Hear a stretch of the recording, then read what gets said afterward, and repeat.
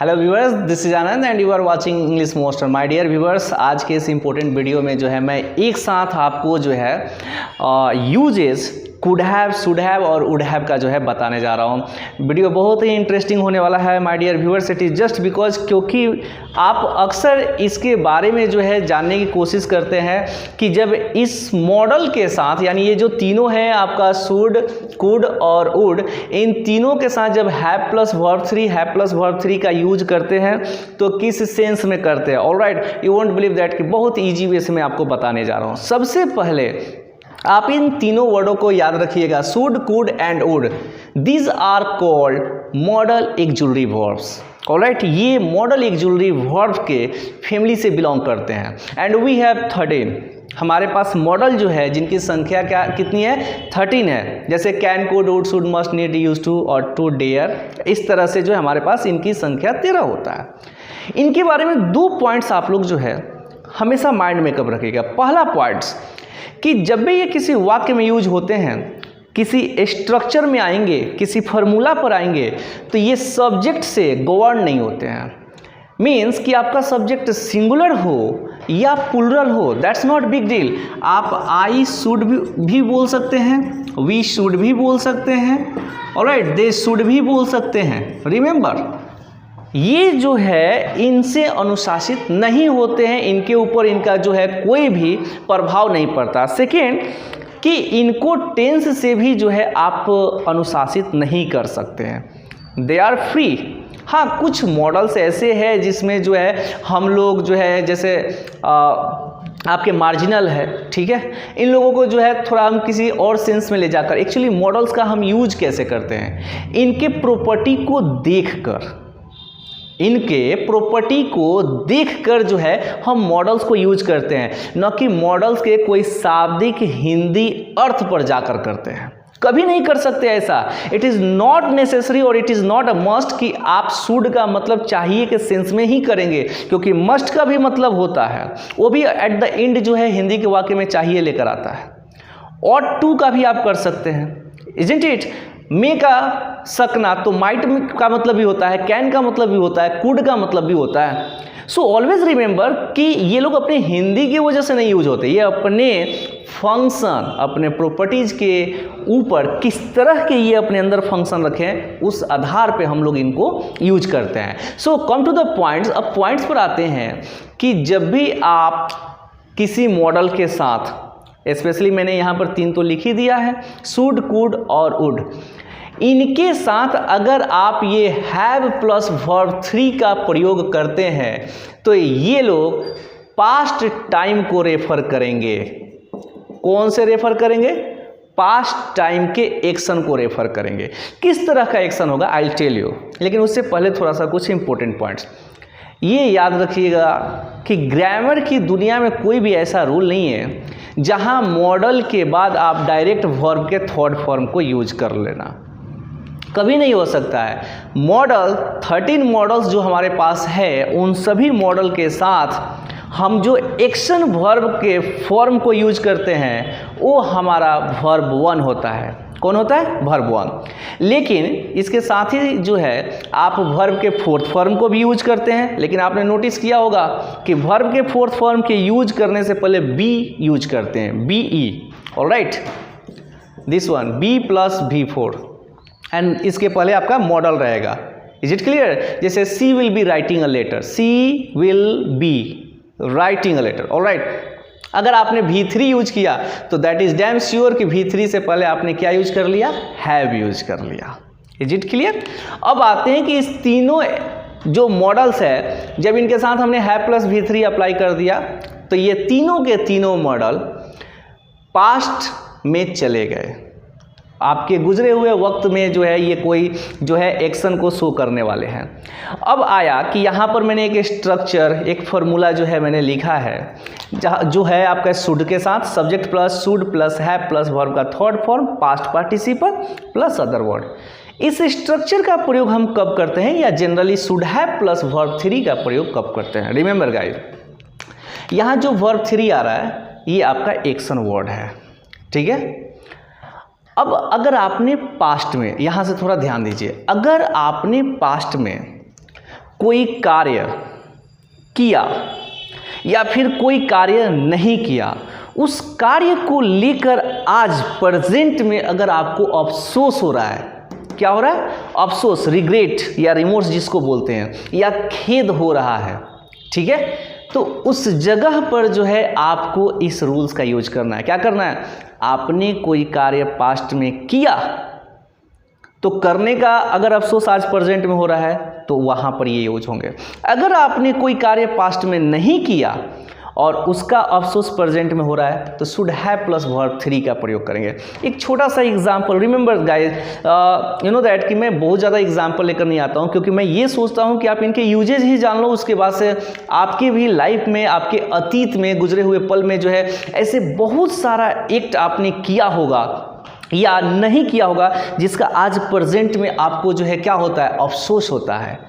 तो वैसे स्टेटमेंट को व्यक्त करने के लिए आप इस रूल्स का जो है प्रयोग करेंगे। अब ये है कि you should have told her everything. अब हर आया है किसी लड़की के लिए, ठीक है, you should have told her everything, आपको उसे सब कुछ बता देना चाहिए था। अब आप एक बात बताओ, कहीं ना कहीं इस वाक्य से, जैसे ये वाक्य तो और भी बड़ा हो सकता है, लेकिन ध्यान दीजिएगा, हो सकता है कि आपको उसको सब कुछ न बताने की वजह से मिसअंडरस्टैंडिंग, या ये भी हो सकता है कि कोई बहुत बड़ा मिस चांस, आफत आ गया हो न बताने की वजह से, ठीक है, तो आज आपको अफसोस हो रहा है, ठीक है, क्या हो रहा है? अफसोस हो रहा है। तो किसी ने आपको बोला कि you should have told her everything, आपको सब कुछ उसे बता देना चाहिए। जैसे मान लेते हैं कि if you want to be a teacher, आप टीचर बनना चाहते हैं, तो एटलीस्ट आपको जो है एकेडमिक डिग्री के साथ साथ आपको कोई ट्रेनिंग सर्टिफिकेट भी लेना होता है। जैसे आपने बीएड कर लिया, डीएलएड कर लिया, ऑलराइट, लेकिन जब आप अपना एकेडमिक करियर शुरू किए थे तो उस वक्त आप इतना ज़्यादा जो है फोकस नहीं किए, या आपका माइंड सेटअप नहीं था कि you want to be a teacher. अब काफ़ी समय बाद आपने जो है मतलब स्टडी ड्रॉप कर दिया, अब आपको लग रहा है यार कि मैं बीएड कर लिया होता, ठीक है, तो मैं जो है क्या करता, टीचर के लिए अप्लाई करता। आज आपको अफसोस हो रहा है, उस समय आपने इस पर ध्यान नहीं दिया और आज आपको लग रहा है कि बहुत बड़ा स्कोप है टीचिंग में।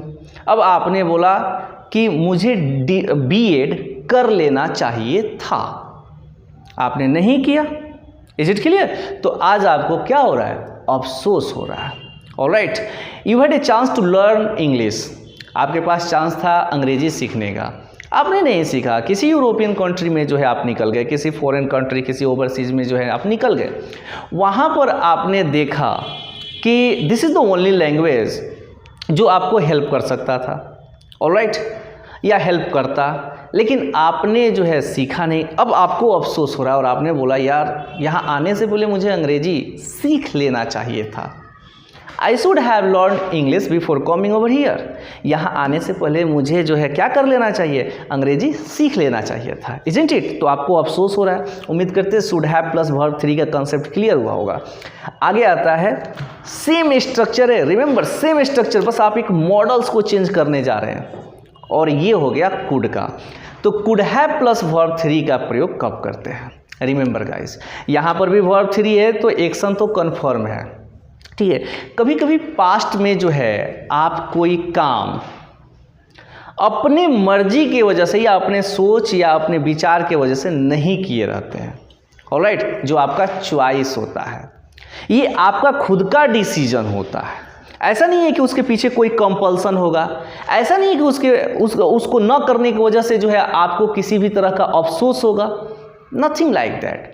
लेकिन कभी आपको प्रेजेंट में जिक्र करना होता है, इज इट क्लियर? कभी आपको प्रेजेंट में जिक्र करना होता है कि मैं ये कर सकता था, इज इट क्लियर? लेकिन आपने नहीं किया क्योंकि ना तो आपको ज़रूरत थी।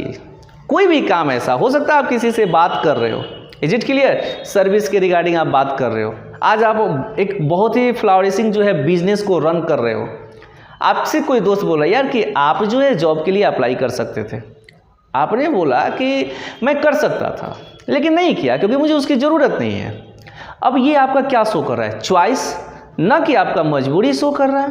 और ना ही जो है किसी तरह का जो है आपको अभी अफसोस शो कर रहा है। ये आपके ऊपर डिपेंड था, आप चाहते तो कर भी सकते थे और आपने नहीं किया तो भी आपको कोई अफसोस नहीं हो रहा है। तो जब भी पास्ट में किसी एक्टिविटी के लिए आप खुद रिस्पॉन्सिबल हो, जहां पर आपका चॉइस चला है, तो वैसे वाक्यों को रिप्रेजेंट करने के लिए आप कुड हैव का प्रयोग करोगे। एक छोटा सा एग्जांपल मैंने दिया, सीन समझिएगा कि पास्ट में आप कोई काम कर सकते थे लेकिन नहीं किए because of your own accord, तो वहां पर आप कुड हैव का प्रयोग करेंगे। जैसे I could have applied for the job but I didn't want to।